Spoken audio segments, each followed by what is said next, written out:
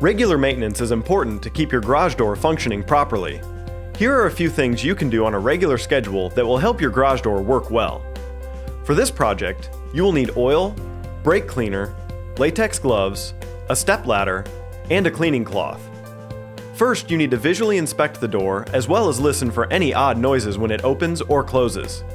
Additional safety checks include looking at the variety of springs attached to your garage door, looking at the tracks, cables, rollers, brackets, and hinges for any loose parts or broken pieces. If any of the moving parts of the door are broken, worn, or frayed, or if you hear any odd noises, you will need to call a technician.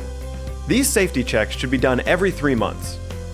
In order for your door to open and close smoothly, the door hinges, bearings, and springs need to be lubricated. Different manufacturers suggest different schedules for lubrication. Check your owner's manual for the schedule specific to your garage door. Motor oil or a light household oil can be used to lubricate these parts. It is very important that you do not lubricate the roller tracks or rails of your garage door. This can cause them to slip, which results in the door becoming unbalanced. The rails should instead be cleaned using a cloth and brake cleaner. Be sure to wear latex gloves while cleaning the rails. If you have any questions about this process, call First Rate Inspections at 832-567-5791.